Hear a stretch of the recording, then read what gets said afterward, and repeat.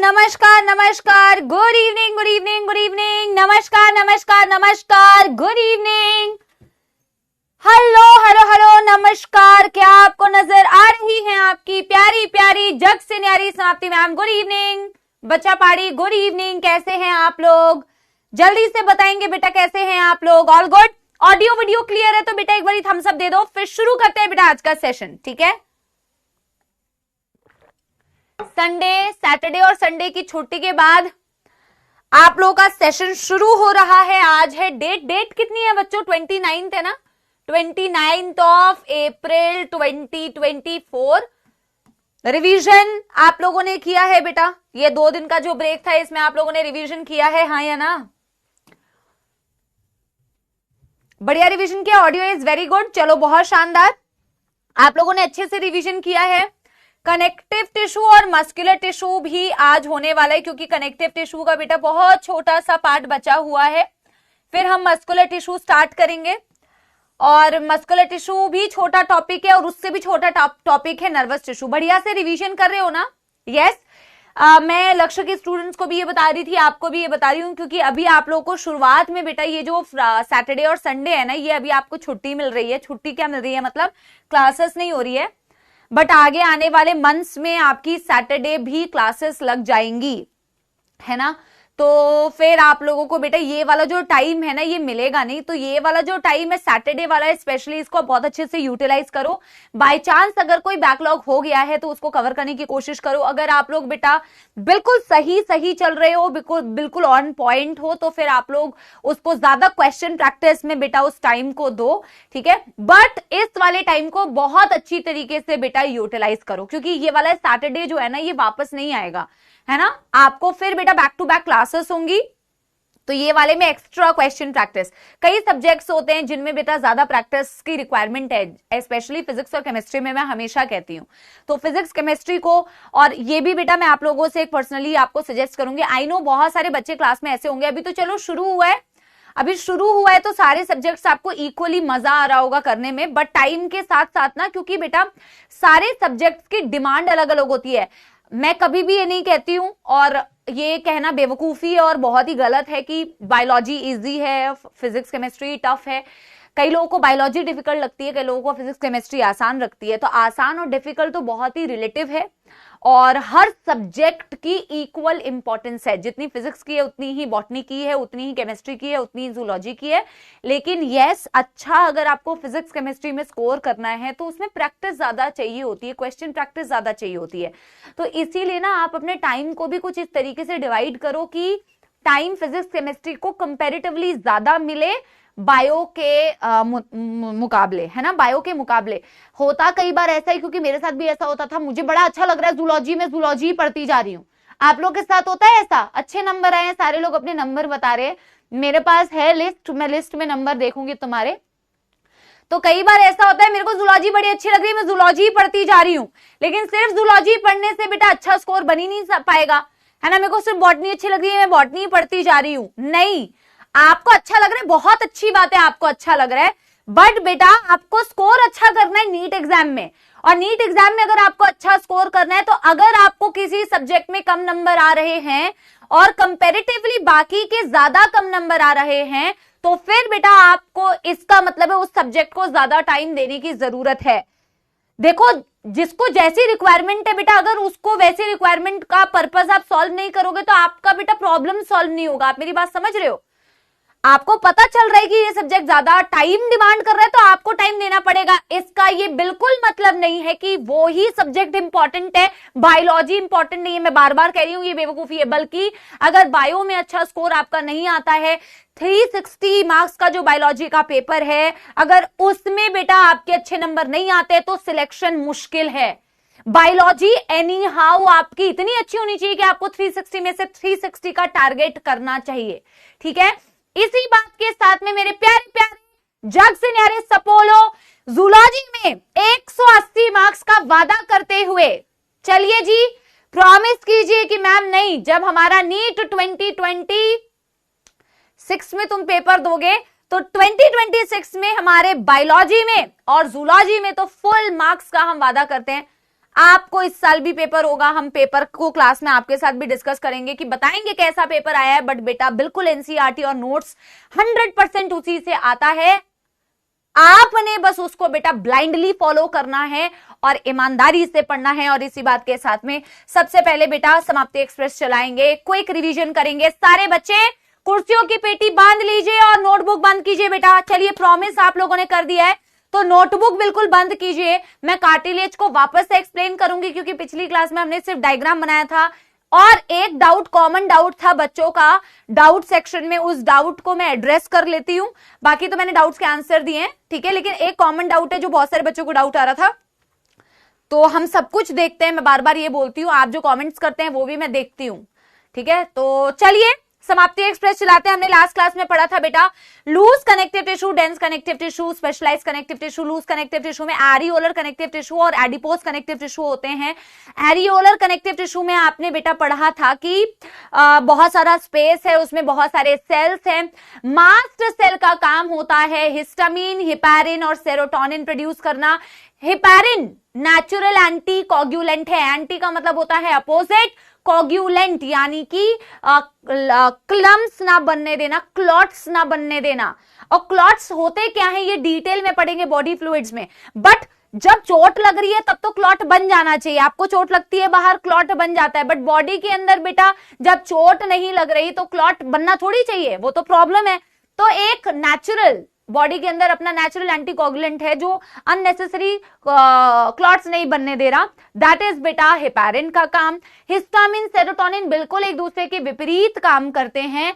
जो आपका हिस्टामिन होता है उसका काम होता है ब्लड वेजल्स को डायलेट कर देना, चौड़ा कर देना। भाई जब ब्लड वेजल चौड़ी हो जाती है तो ब्लड फ्लो बढ़ जाता है, ब्लड फ्लो बढ़ जाता है क्योंकि चौड़ा हो गया ब्लड वेसल। चौड़ा हो जाने पर ब्लड फ्लो बढ़ जाएगा बेटा, ज्यादा से ज्यादा ब्लड आ पाएगा। कहीं आपको मधुमक्खी ने काटा, कहीं आपको मधुमक्खी ने काटा, इन्फ्लेमेशन हुआ, बाहर की कोई भी वस्तु आपकी बॉडी के अंदर आई तो बॉडी करेगी उसके अगेंस्ट फाइट। बॉडी कहेगी कि भैया कोई विदेशी चीज आई है, मेरे को फाइट करना है। आपके व्हाइट ब्लड सेल्स एक्टिव हो जाते हैं बड़े। डिटेल में तो कहानी आगे पढ़ेंगे, लेकिन भैया उस जगह पे ब्लड फ्लो बढ़ जाता है क्योंकि हिस्टामिन आपके ब्लड वेसल्स को डायलेट कर देता है ताकि ज्यादा से ज्यादा ब्लड उस जगह पे पहुंच जाए। ज्यादा से ज्यादा ब्लड जाएगा तो उसके साथ ब्लड में आरबीसी होती है, डब्ल्यूबीसी होती है, प्लेटलेट्स होते हैं, तो चौड़ी हो जाएगी तो ज्यादा से ज्यादा डब्ल्यूबीसी बेटा वहां जा पाएंगे। तो वेजो डायलेटर हिस्टामिन का काम होता है। वेजो कॉन्स्ट्रिक्शन एग्जैक्टली अपोजिट काम करता है सेरोटोनिन। ब्लड वेसल को कॉन्स्ट्रिक्ट कर देने का काम, मतलब पतला कर देने का काम होता है सेरोटोनिन का। मैक्रोफाजेस का काम होता है फैगोसाइटोसिस। फैगोसाइटिक सेल्स होते हैं मैक्रोफाज, बाहरी वस्तु को एनगल्फ करते हैं, खा जाते हैं और उनका खात्मा कर देते हैं, डिस्ट्रॉय कर देते हैं। आपने कई प्रकार के बेटा डब्ल्यूबीसीज भी पढ़े थे, एरियोलर में आपने लिखे थे, जिसमें आपने पढ़े बेटा प्लाज्मा बी सेल्स, जिसमें आपने पढ़ा इओसिनोफिल्स, जिसमें आपने पढ़ा न्यूट्रोफिल्स। अभी तो आपने सिर्फ नाम देखे हैं पर इनकी डिटेल में चर्चा करेंगे बॉडी फ्लूइड्स वाले चैप्टर में। यहां तो केवल आपने ये देखा कि ma'am these are the different type of डब्ल्यूबीसीज जो आपके ब्लड में, आपके एरियोलर कनेक्टिव टिश्यू में या कनेक्टिव टिश्यू में आपको नजर आ सकते हैं। फाइब्रोब्लास्ट सेल्स होते हैं, फाइबर सिक्रीटिंग सेल्स होते हैं। कई बच्चे मुझे पूछ रहे थे मैम आपने एरियोलर में तो फाइब्रोब्लास्ट के साथ साथ फाइबर्स बनाए हुए थे और आपने रेगुलर और इरेगुलर कनेक्टिव टिश्यू में फाइब्रोब्लास्ट और फाइबर अलग अलग बनाए हुए थे। तो कोई दिक्कत नहीं है बेटा, वो डायग्राम वैसे बना हुआ था इसीलिए वैसे बनाया, साथ बना दो अलग बना दो, कोई दिक्कत नहीं है, ठीक है। तो अपनी वेरियस टाइप ऑफ सेल्स बड़े एरियोलर कनेक्टिव टिश्यू में, इसकी लोकेशन मेनली होती है below the skin, beneath the skin. Skin के नीचे ये क्या कर रही होती है बेटा, आपके स्किन को मसल से कनेक्ट करने का काम कर रही होती है एरियोलर कनेक्टिव टिश्यू।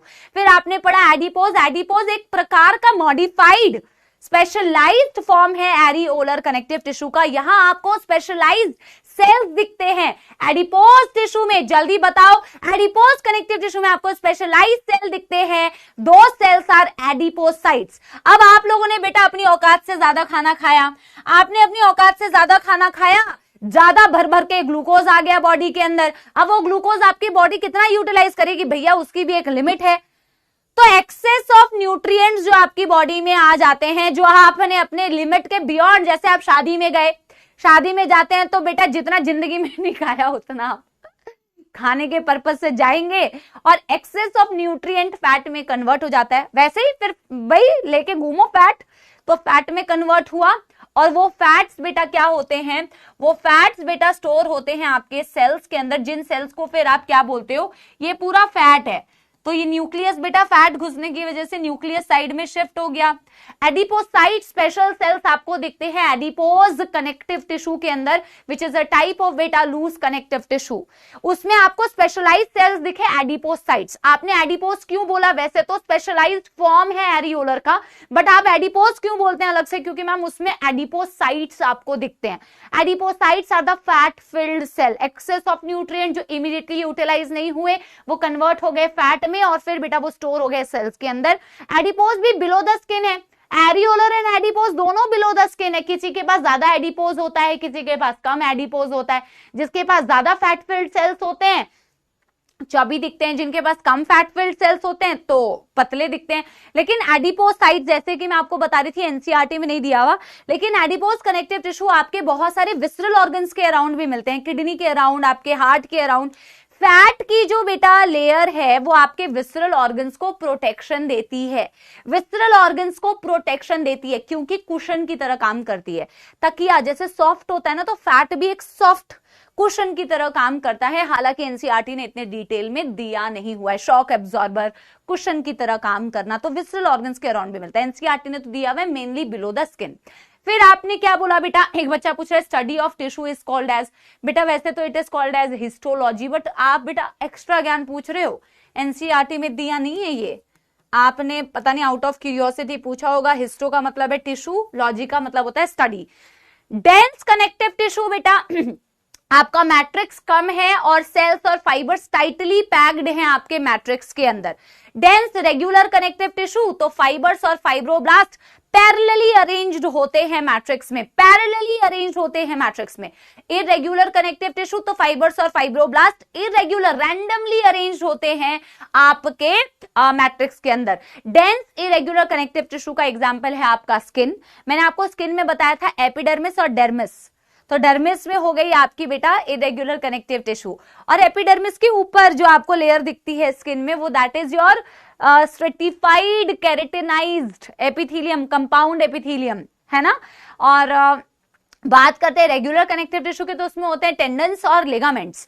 टेंडन्स होते हैं बेटा जो आपके मसल्स को बोन से कनेक्ट करते हैं, लिगामेंट्स जो होते हैं बेटा वो आपके बोन से बोन को कनेक्ट करते हैं। ठीक है, डन डनाडन डन हो गया बेटा सभी का। क्विक रिवीजन, कार्टिलेज को मैं भी पढ़ाते पढ़ाते रिवाइज कराऊंगी। कई बच्चों को ना एक लाइन में एनसीईआरटी में कंफ्यूजन हो रही थी, तो मैं उस लाइन को आप लोग को एक्सप्लेन करती हूँ, फिर आगे बढ़ते हुए चलते हैं। ठीक है, बहुत अच्छा मेरे को बच्चे का नाम याद नहीं आ रहा, मैंने स्क्रीनशॉट लेके रखा था बच्ची का नाम, और मैं कई सारे अच्छे जो कमेंट्स बच्चे कुछ कुछ करते हैं मैंने स्क्रीनशॉट लेके रखा था, अभी मेरे पास बेटा गुम हो गया, वरना मैं कल की क्लास में कोशिश करूंगी दिखाऊंगी। एक बच्चे को ना ये कंफ्यूजन हो रही थी कि मैम यहाँ पे जो लिखा हुआ है ना मेनी फाइबर्स मोस्टली कोलाजन, इसका क्या मतलब है। एक बार ये एनसीईआरटी की लाइन देखो बेटा, एनसीईआरटी की लाइन, एनसीईआरटी कहती है dense irregular connective tissue has fibroblast and many fibres mostly collagen that are oriented differently. ठीक है, अरे डेंस रेगुलर कहां गया भाई, in dense regular connective tissue, in dense यहां पे कंफ्यूजन थी, in dense regular connective tissue collagen fibres are present in rows between many parallel bundle of fibres. अब मेरी बात सुनना, इस लाइन को नहीं, इस लाइन को। तो बच्चे का कहने का मतलब था कि ma'am collagen fibres are present in between many parallel bundle of fibres. क्या आपके डेंस रेगुलर कनेक्टिव टिश्यू में, सुनना मेरी बात बेटा ध्यान से, क्या डेंस रेगुलर कनेक्टिव टिश्यू में जो एनसीईआरटी में लिखा हुआ है ना कि it has the collagen fibres, बेटा इन्होंने ये नहीं लिखा है कि it has only collagen fibres, only collagen fibres नहीं होता। बट ताकि आपको कंफ्यूजन ना, तो मैं आपको बता देती हूँ, आपने जहां टेंडन्स और लिगामेंट्स लिखे हुए ना वहां पे आप ये वाली बात याद रख सकते हो।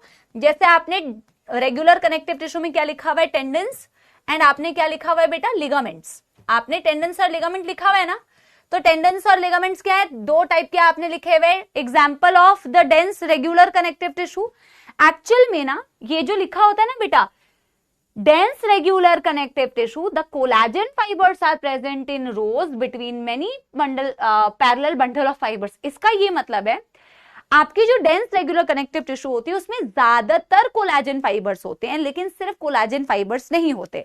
पर आप डिटेल में अगर बेटा इसकी गहराई में जाना चाहो तो इसका मतलब ये होता है आपकी जो लिगामेंट्स है ना बेटा, इसमें भी कोलेजन फाइबर्स है, दोनों में पैरेलली अरेंज्ड हैं, क्योंकि बेटा दोनों जो है रेगुलर कनेक्टिव टिश्यू हैं।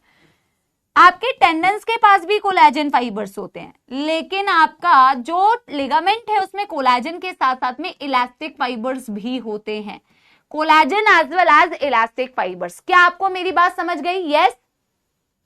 क्या आपको मेरी बात समझ गई? यस।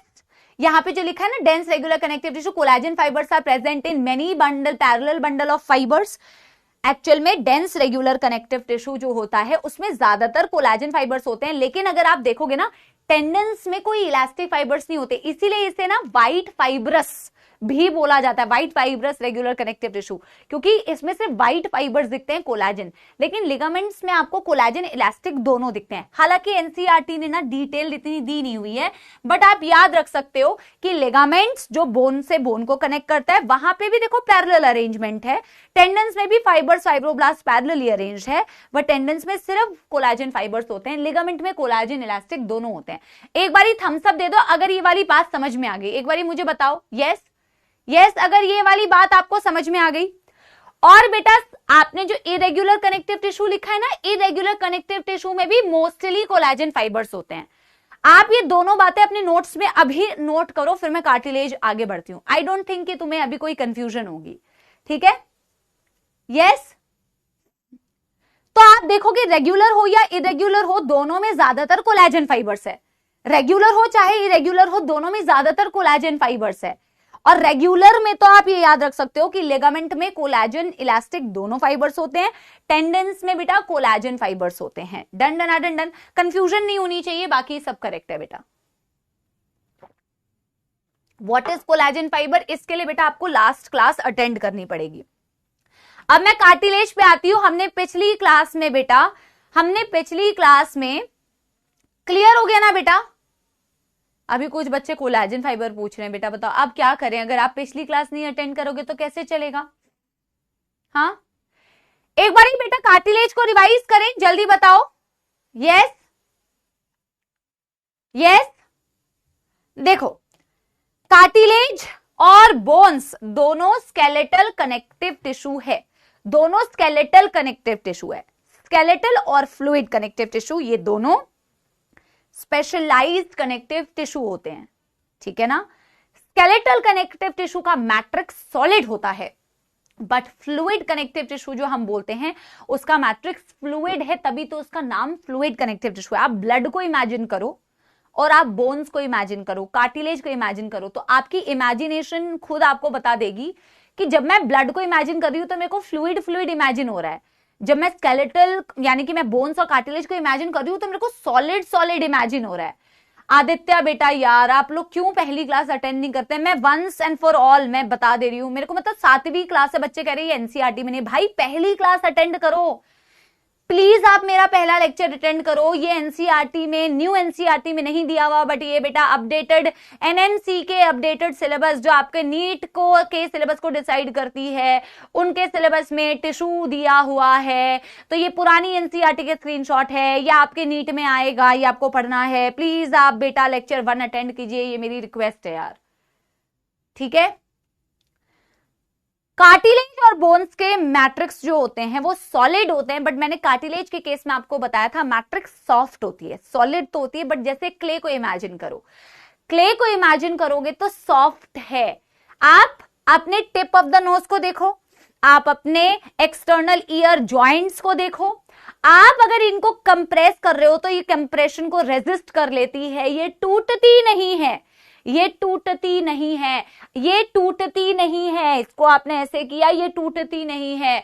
बोन्स को अगर बहुत ज्यादा कंप्रेस करोगे तो वो टूट जाएगी। जो आपकी कार्टिलेज होती है उसका मैट्रिक्स होता है सॉलिड बट सॉफ्ट एंड प्लाएबल, प्लाएबल का मतलब कंप्रेस हो जाती है, लेकिन आपकी बोन्स जब आप पढ़ोगे तो आप देखोगे सॉलिड होती है, हार्ड होती है, नॉन प्लाएबल होती है। आपने सबसे पहले कार्टिलेज के बारे में यही बात लिखी हुई थी, फिर हमने एक सेक्शन बनाया था कार्टिलेज का, उससे रिलेटेड आज हम जो बातें हैं वो सारी बातें बेटा नोट डाउन करेंगे, और बोन्स को भी उसी से कंपेयर करते हुए चलना, क्योंकि लास्ट क्लास जैसा डायग्राम है, लास्ट क्लास जैसा डायग्राम है। तो आप बेटा कार्टिलेज का डायग्राम वापस से नहीं बनाना, सिर्फ रिवाइज करो मेरे साथ। आपने बेटा कार्टिलेज में, आप मुझे कमेंट्स में आंसर देते जाओ, आपने कार्टिलेज की कवरिंग बनाई थी, कार्टिलेज की कवरिंग बनाई थी, और कवरिंग के लिए क्या वर्ड यूज करते हैं बेटा, मैंने आपसे कहा था पेरी वर्ड यूज करते हैं अराउंड, और कॉन्ड्रियम वर्ड यूज करते हैं जब भी आप किसी भी टिश्यू को डिस्क्राइब कर रहे हो। तो आपने बोला था पेरिकॉन्ड्रियम, आपने पेरिकॉन्ड्रियम वर्ड यूज किया। पेरी का मतलब था अराउंड दी, कॉन्ड्रियम मतलब around the cartilage, the covering of cartilage is called as perichondrium. आज मैं आपको बोन्स पढ़ाऊंगी, सेम ऐसा सेक्शन बनाऊंगी, और आप देखोगे बोन्स की भी कवरिंग होती है बेटा, उसे क्या बोला जाता है, पेरिओस्टियम। बेटा स्क्रीन के पीछे मेरे साथ साथ में बोलो, पेरिओस्टियम। ऑस वर्ड यूज किया बोन्स के लिए, कॉन्ड्रो वर्ड यूज किया कार्टिलेज के लिए, पेरिकॉन्ड्रियम वहां हो गया पेरिओस्टियम। फिर आपने बेटा बिल्कुल इसी के पास पास कुछ सेल्स बनाए हुए थे, हालांकि एनसीईआरटी में नहीं दिए हुए इन सेल्स का नाम। वैसे तो बेटा मैं जेन्युइनली बताऊं, डिटेल में पढ़ाने लायक तो बहुत बहुत है, फिर उसकी कोई लिमिट नहीं है, बट आपके बिल्कुल काम का नहीं है कि मैं इसमें बहुत ज्यादा एक्स्ट्रा ज्ञान आपको दे दूं, कोई भी मतलब नहीं है उसका, है ना। तो ये थोड़ा अतिरिक्त ज्ञान था कि आपने बिल्कुल बेटा कार्टिलेज की कवरिंग के पास पास, क्योंकि आप देखोगे ये वाले सेल्स ना बिल्कुल पेरीफ्री में होते हैं। What is the meaning of periphery, किसी को पता है पेरीफ्री का मतलब क्या होता है? जैसे अगर आपका ये कार्टिलेज है, मैंने ये सेक्शन दिखाया है आपको, या फिर आप कुछ भी ऐसे देख लो, सर्कल है फॉर एग्जाम्पल, ये सर्कल है, तो सर्कल में ये वाला जो हिस्सा होता है ये पेरीफ्री होता है, यानी कि बाउंड्री, और ये वाला हिस्सा होता है, ये होता है सेंटर, ये सेंटर होता है। तो ये पेरीफ्री का मतलब होता है बिल्कुल बाउंड्री के पास, बिल्कुल बाउंड्री के पास। तो बिल्कुल बाउंड्री के पास बेटा जो सेल्स मैंने बनाए हुए हैं, जो एनसीईआरटी में दिए नहीं हुए हैं, इन्हें बोला जाता है, हाँ जैसे बहुत सारे बच्चे बोल रहे हैं circumference towards the boundary, very good, sides, बहुत शानदार बेटा, वेरी गुड। इन सेल्स को बेटा क्या बोलते हैं, इन सेल्स को बोलते हैं chondroblast. Again chondro word use किया मतलब कार्टिलेज, और जब हम ब्लास्ट वर्ड यूज करते हैं बेटा आप हमेशा याद रखना, हमेशा, ये एक बहुत बेसिक जनरल बात है बायोलॉजी के टर्म्स में, बहुत जनरल बात है बायोलॉजी के टर्म्स में, ब्लास्ट वर्ड यूज करते हैं। ब्लास्ट का मतलब होता है इमेच्योर सेल्स। अभी मैं आपको बोन्स के केस में भी बेटा इमेच्योर बोन के सेल्स बताऊंगी। दोज इमेच्योर बोन के cells are called as osteoblast. और वो किसके तरफ प्रेजेंट होंगे बेटा, वो भी पेरीफ्री की तरफ प्रेजेंट होंगे, आउटर एज पे प्रेजेंट होंगे, यानी कि टुवर्ड्स द पेरिओस्टियम होंगे। फिर मैंने आपको बताया ये पूरा क्या है, मैट्रिक्स। ये पूरा क्या है बेटा, मैट्रिक्स। मैट्रिक्स क्या होता है मैम, वैसे तो सॉलिड होता है एंड सॉफ्ट है कार्टिलेज के केस में, बट मैम यहाँ मैट्रिक्स के अंदर कुछ फ्लूइड फिल्ड स्पेसेस आपको दिखेंगे, कुछ fluid filled spaces. Fluid filled spaces ma'am यहाँ दिखते हैं बेटा, ये कैसे बनते हैं उतनी डिटेलिंग आपके एनसीईआरटी में है नहीं, है ना। तो आपको कुछ मैट्रिक्स के अंदर फ्लूइड फिल्ड स्पेसेस दिखेंगे, और ऐसे फ्लूइड फिल्ड स्पेसेस तो मैम हमें बोन्स में भी दिखेंगे। इन फ्लूइड फिल्ड स्पेसेस को बेटा क्या बोला जाता है, लैक्यूने। बनाया था ये आपने, इन्हें बोला जाता है बेटा lacunae. Lacunae are the fluid filled spaces in the matrix of cartilage, even बेटा in the matrix of bones. आपको मैं कंपेयर कर रही हूं ताकि बोन्स आप 5 मिनट में पढ़ लो, बहुत इजी है, कंपेयर कर करके पढ़ना है बेटा। इन फ्लूइड फिल्ड स्पेसेस के अंदर ये जो छोटी छोटी कैविटी है, कैविटी मतलब स्पेस, इस स्पेस के अंदर क्या होगा रे, क्या होगा रे, सब बोलो। स्पेस के अंदर, इन स्पेस के अंदर होगा मैम कार्टिलेज के सेल्स। इन स्पेस के अंदर मैम क्या होगा, कार्टिलेज के सेल्स। वो एक भी हो सकता है, वो मल्टीपल मतलब 1 2 4, मैम वो सिंगल भी हो सकता है और वो मल्टीपल भी हो सकता है। और ये पॉइंट इसीलिए बता रही हूं क्योंकि बोन्स और कार्टिलेज के केस में ये एक बहुत बड़ा अंतर है, बोन और कार्टिलेज के केस में ये एक बहुत बड़ा अंतर है। जब आप कॉन्ड्रोब्लास्ट बोलते हो तो blast is immature cartilage cells, हालांकि बेटा इमेच्योर कार्टिलेज सेल्स ही मैच्योर कार्टिलेज सेल्स बनाते हैं, है ना। तो इवेंचुअली कॉन्ड्रोब्लास्ट ही कॉन्ड्रोसाइट्स बनाता है, बट वो पूरा प्रोसेस आपकी एनसीईआरटी में नहीं है। आप सिर्फ ये याद रख लो कि ये जो मैंने कॉन्ड्रोसाइट लिखा हुआ है, साइट वर्ड यूज हो गया मतलब mature cells, blast word use हो रहा है मतलब इमेच्योर सेल्स। और ये जो कॉन्ड्रोसाइट्स हैं ये लैक्यूने के अंदर प्रेजेंट होते हैं, सिंगल भी हो सकते हैं, मल्टीपल भी हो सकते हैं, लेकिन जब आप बोन्स पढ़ोगे तो बोन्स में जो मैच्योर बोन सेल्स है ऑस्टियोसाइट्स, आप देखोगे एक लैक्यूने के अंदर केवल एक ऑस्टियोसाइट होता है, यहां एक लैक्यूने के अंदर एक या मल्टीपल कॉन्ड्रोसाइट्स भी हो सकते हैं। दैट इज द डिफरेंस बेटा। साइट का मतलब ही सेल, ठीक है ना, दैट इज द डिफरेंस। एक और बेटा क्या चीज आपने लिखी थी मैम, यहां कोलेजन फाइबर्स और इलास्टिक फाइबर्स दोनों दिखते हैं, लेकिन बेटा एनसीईआरटी के डायग्राम में ना ऐसा सा कोलेजन फाइबर बनाया नहीं हुआ है, लेकिन मैं आपको एनसीईआरटी का डायग्राम भी दिखाऊंगी, क्योंकि बेटा एनसीईआरटी का डायग्राम देखो हम खुद बनाते हैं इसीलिए ताकि हमें बेटर टॉपिक की अंडरस्टैंडिंग हो, बट एनसीईआरटी का डायग्राम भी देख के जाना है। यहां मैम कोलेजन फाइबर्स भी होते हैं, यहां इलास्टिक फाइबर्स भी होते हैं मैट्रिक्स में, बट मैम जो हमारा क्या है, जो हमारा क्या बोला मैंने, जो हमारा बोन्स होता है मैम उसमें क्या होते हैं, उसमें सिर्फ कोलेजन फाइबर्स होते हैं। अब मुझे बता दो कि क्या ये पॉइंट्स एक बारी मैं लिखवा दूं, इसके एग्जांपल्स लिखेंगे फिर ये टॉपिक खत्म हो जाएगा। क्या ये वाली बात लिख लें एक बारी, यस, क्या ये वाली बात एक बारी लिख लें, अगर रिवाइज हो गया है तो बेटा एक बारी दिल बना दो, यस एवरीवन, रिवाइज हो गया है तो एक बारी दिल बना दो, done done and done, clear है ये वाली बात। एनसीईआरटी तो इतनी छोटी छोटी सी बेटा दी है, इतनी छोटी छोटी सी, यार गर्म पानी भिजवा दो प्लीज, लिख लें सारे पॉइंट्स। बेटा ये आपने ऑलरेडी बना लिया था, जो बच्चा लास्ट क्लास में नहीं आया ना उसके लिए मैं बता रही हूं, ये हमने पिछली क्लास में बना लिया था, ये हम बस रिवाइज कर रहे थे, ठीक है। बहुत शानदार बेटा, वेरी वेरी गुड। एक बारी मैं देखूं मैंने आप लोगों को डायग्राम में कौन कौन सी चीजें लिखवा दी थी, ताकि वो वाली चीजें बेटा हम रिपीट ना करें, वो वाली चीजें हम रिपीट ना करें तो आपका ना टाइम सेव हो जाएगा। मैं एक बारी देख लेती हूँ इसमें से हमने कौन कौन सी चीजें ऑलरेडी लिख ली थी, तो हमारा थोड़ा टाइम सेव हो जाएगा। हमने पेरिकॉन्ड्रियम कवरिंग ऑफ कार्टिलेज, हमने सब कुछ ही लिखा हुआ है, chondrocyte, mature cartilage cell, lacunae, fluid filled spaces in chondrocyte, सब कुछ तो लिखा हुआ है। बेटा आपने डायग्राम में देखो लिखा है ना, पेरिकॉन्ड्रियम आपने लिखा हुआ है around the cartilage, covering of cartilage होती है। कॉन्ड्रोब्लास्ट में आपने लिखा हुआ है बेटा इमेच्योर कार्टिलेज की सेल्स होती है।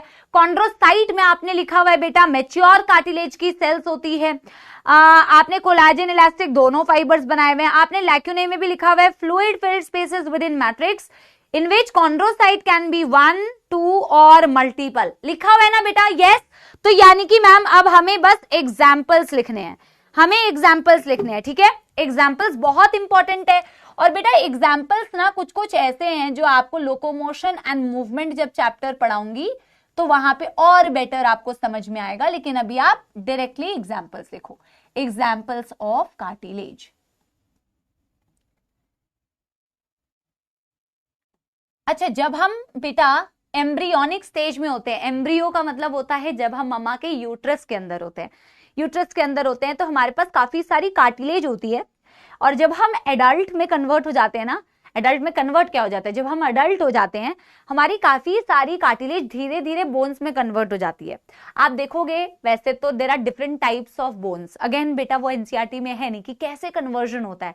अच्छा आप लोगों ने लेकिन कभी छोटे बच्चे को देखा होगा, तो छोटे बच्चे के बोलते हैं ना यहाँ इसको हल्के से छुओ, बहुत सॉफ्ट है, मतलब देसी लैंग्वेज में ये सब तो सुना है ना, अरे बच्चे का ये सर बहुत नरम होता है, इसको ज्यादा दबाइएगा मत, क्योंकि हम जब बेटा बेबी होते हैं या इनफैक्ट एम्ब्रियोनिक स्टेज में होते हैं तो हमारी काफी सारी कार्टिलेज होती है, सॉफ्ट है ऑब्वियसली, लेकिन जब हम एडल्ट हो जाते हैं तो वो कार्टिलेज बोन्स में कन्वर्ट हो जाती है।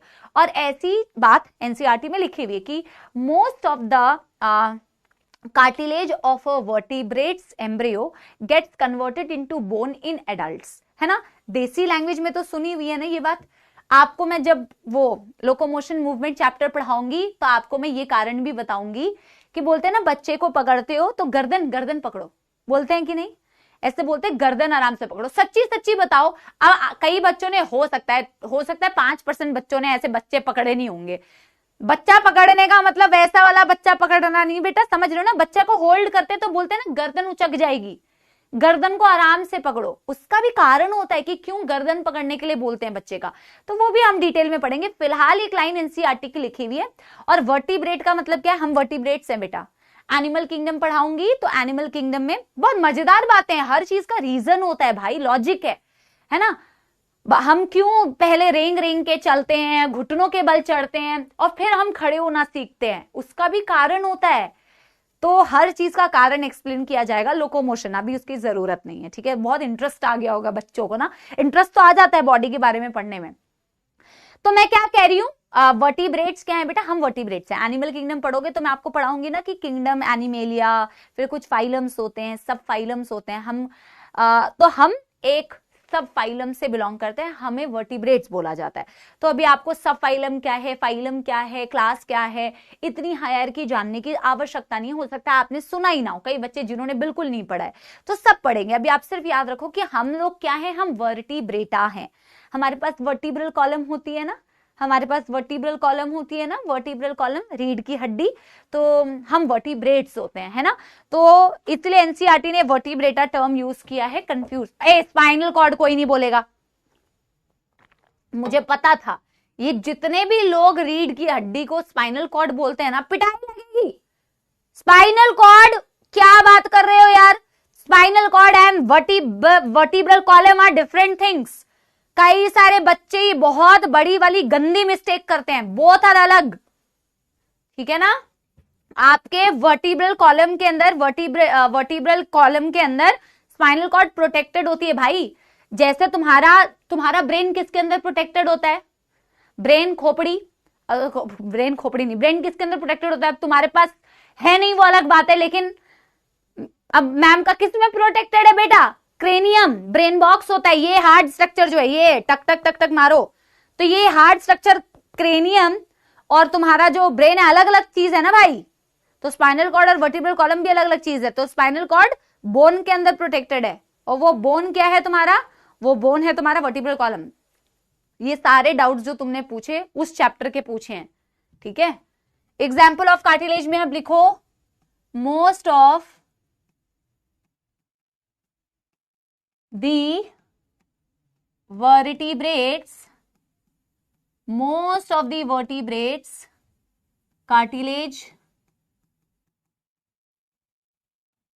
in embryonic stage, लिखो चलो, in embryonic stage is replaced by bones in adults.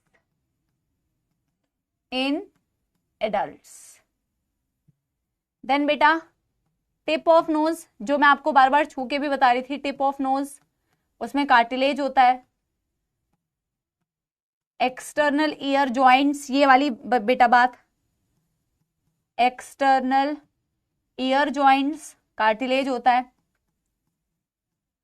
एक दो एग्जांपल और बता रही हूं जो आगे लोकोमोशन में आप पढ़ोगे भी बेटा, है ना?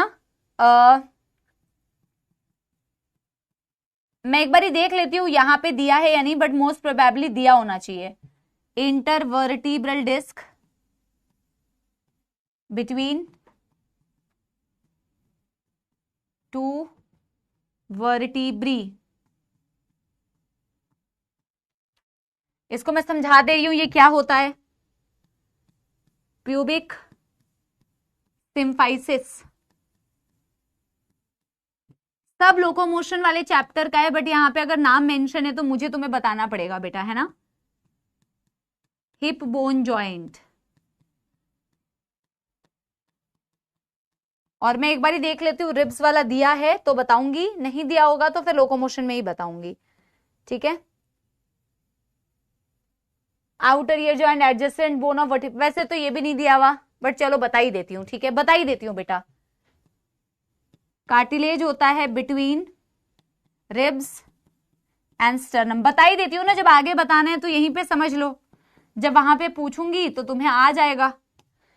अब मैं समझाऊं बेटा एक एक करके? यस, हाँ सत्यजी नहीं, सजोत्य कर्मकार, बिल्कुल सही, बिल्कुल सही। अब बेटा मेरी एक बात समझो, टिप ऑफ नोज तो आपको समझ में आ रहा है, ये एक्सटर्नल ईयर जॉइंट्स बेटा ये भी समझ में आ रहा है।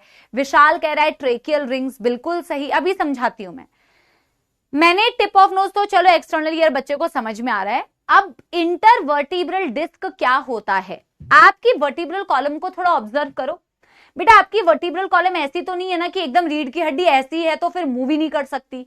आप सभी बेटा ऐसे ऐसे कर सकते हो, ऐसे ऐसे ऐसे और ऐसे सारी मूवमेंट कर पाते हो। थोड़ी फ्लेक्सिबिलिटी है सबके वर्टिब्रल कॉलम में, है या नहीं? तो आपकी जो रीढ़ की हड्डी है वैसे तो हड्डियों से मिलकर बनी होती है, 26 हड्डियां होती है इसमें, जो हम लोकोमोशन वाले चैप्टर में पढ़ेंगे।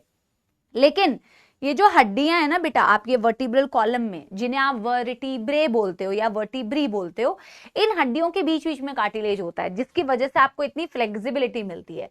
तो ऐसे समझो कि ये अगर एक, हाँ है ना, सारे बच्चे रिलेट कर पा रहे हैं भाई? अपनी बॉडी से रिलेट करना सीखो यार, आपको मजा आएगा फिर बेटा, मजा आएगा। जैसे ये आपने एक वर्टिब्री बनाई है, ये आपने एक वर्टिब्री बनाई है बेटा, एक हड्डी आपके बैकबोन की, एक हड्डी। फिर ये आपने बनाई बेटा अपने बैकबोन की दूसरी हड्डी, समझो, ठीक है? तो ये ऐसे करके बेटा 26 हड्डियां मिलके आपकी पूरी वर्टिब्रल कॉलम को फॉर्म करती है। So this is your vertebrae. ऐसे टोटल बेटा 26 वर्टिब्री हैं आपके पूरे बैकबोन में। तो ये वर्टिब्रे के बीच में बेटा एक कार्टिलेज होती है, जिसकी वजह से आपको ये फ्लेक्सिबिलिटी मिल रही है। ये अगेन लोकोमोशन वाले चैप्टर में मैं इस चीज को पढ़ाऊंगी बेटा डिटेल में, लोकोमोशन एंड मूवमेंट। तो इसे बोला जाता है बेटा इंटरवर्टिब्रल डिस्क। इसे क्या बोला? Intervertebral disc, intervertebral disc. और बेटा इसीलिए तो इसे इंटरवर्ट नहीं, 33 हड्डियां नहीं होती है बेटा, 33 हड्डियां हमारी एम्ब्रियोनिक लाइफ में होती है, एडल्ट्स में 26 हड्डियां होती है बेटा, 33 नहीं है। 33 गलत हो जाएगा, हम लोग के अभी अगर आप देखोगे तो हमारे पास 26 है। हमारे एम्ब्रियोनिक लाइफ में 33 होती है, जिसमें से कुछ फ्यूज हो जाती है, जैसे सेक्रम की कॉकिजियल टेल बोन, वो फ्यूज हो जाती है तो 26 हो जाती है, ठीक है? तो हम उन्हें बेटा 33 नहीं मान सकते, फिर तो एडल्ट में 206 से ज्यादा हड्डियां हो जाएंगी। 206 से ज्यादा हड्डियां थोड़ी होती है। समझ गए मेरी बात? इंटर मतलब होता है बिटवीन, वर्टिब्रल मतलब वर्टिब्रल कॉलम, वर्टिब्री के बीच में। डन डन डन डन, कोई दुखदर समस्या तो नहीं। अब बेटा देखो एक एक चीज को एक्सप्लेन करना पड़ता है। एनसीईआरटी तो सिर्फ बेटा एग्जाम्पल देके गायब, पर हमें तो आपको बेटा उसको डायग्राम से, एनिमेशन से, यहां से वहां से सब कुछ समझाना पड़ता है। वक्त लगता है, हर टॉपिक को वक्त लगता है, ठीक है ना? Yes yes, done done done done. Intervertebral disc. अब मैं बात कर रही हूं hip joint bone, pubic symphysis. बेटा ये यहां पे आप इसके बारे में पढ़ोगे, ये हमारी यहां पे हिप बोन होती है। हिप बोन आपके होते हैं, और हिप बोन को बनाने, हिप बोन आपके पास ना यहाँ पे एक बोन होती है, यहाँ पे एक बोन होती है, कॉक्सल बोन्स बोलते हैं। और डिटेल में आगे आपको जब मैं लोकोमोशन में पढ़ाऊंगी तो आप देखोगे इस साइड की जो हिप बोन होती है जिसे मैं कॉक्सल बोन बोल रही हूँ, और इधर की जो कॉक्सल बोन होती है ilium ischium pubis, ilium ischium pubis, ऐसे 3 बोन्स के फ्यूजन से बनती है। मैं थोड़ा सा आपको दिखाती हूँ बेटा। अभी ना आपको अगर ना भी समझ में आए तो कोई लोड नहीं है, क्योंकि ये सारी चीजें ना एनिमेशन से समझाती हूँ मैं जब लोकोमोशन पढ़ाती हूँ। बट यहाँ पे ये वैसे दिया नहीं हुआ था, मैंने सोचा कि आगे आपको बताऊंगी तो यहीं पे एग्जाम्पल तो एटलीस्ट बता देती हूँ, थोड़ा समझने की कोशिश करो। बाकी तो मैं एनिमेशन से समझाऊंगी आगे, है ना? तो देखो आपकी जो हिप बोन होती है, समझो बेटा कि इस साइड की एक हिप बोन है और इस साइड की बेटा एक हिप बोन है।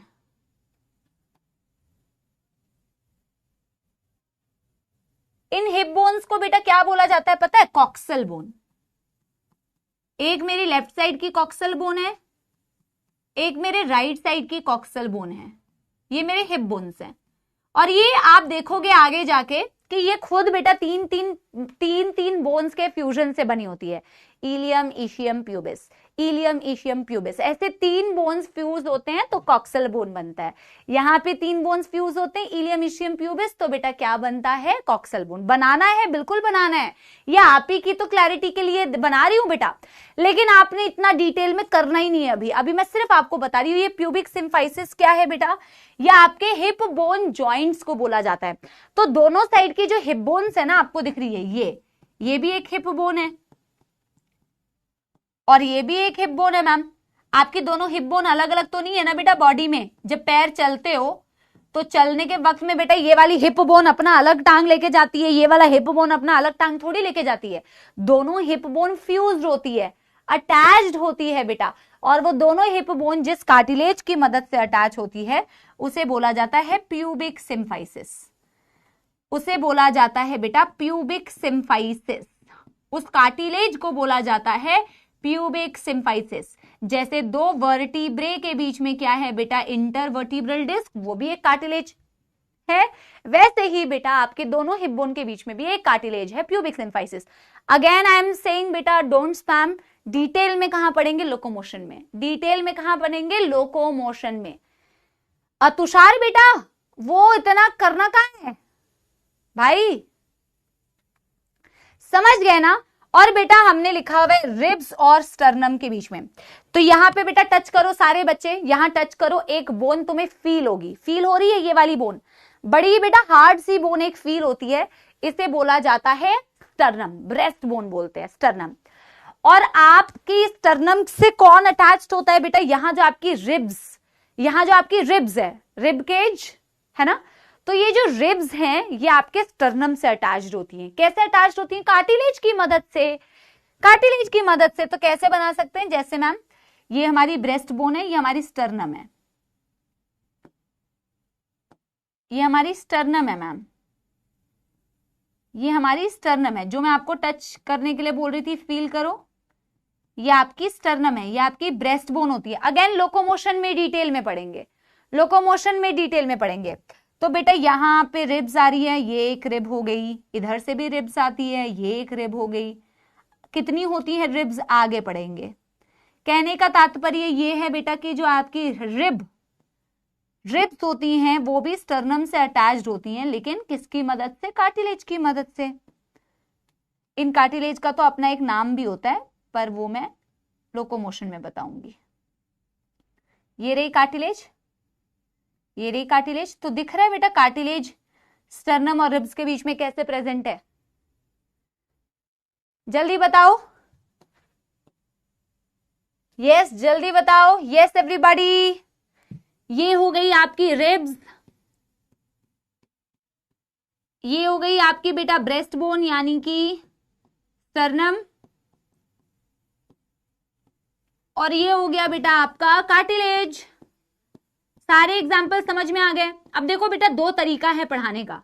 एक तरीका है या तो सीधे सीधे एग्जाम्पल्स बोलो बच्चों को और बोलो बेटा आगे पढ़ेंगे, जो कि सच्चाई है, आगे तो पढ़ेंगे ही। और एक है कि बेटा आप लोग को थोड़ा सा मैं टाइम लेके, अगर मैं 50% भी यहीं पे समझा सकती हूँ तो मेरा काम है कि यहाँ पे समझा लूँ कि फिर, लेकिन जब मेरे को स्पैमिंग दिखती है ना बेटा, तो मेरे को बड़ा ही दुख होता है कि यार इससे अच्छा तो बच्चों को बताते ही नहीं, डायरेक्ट एग्जाम्पल बता देती जो यहाँ पे दिया हुआ है, आगे से रिलेट करने की जरूरत ही नहीं थी, क्योंकि बच्चा इंटरेस्टेड ही नहीं है कि आगे से रिलेट करके पढ़ाओ।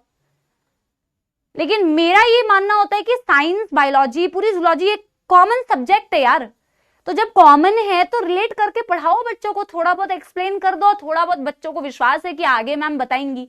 पर जब स्पैमिंग दिखती है ना तो बुरा लगता है भाई। जल्दी बताओ। Done done done done.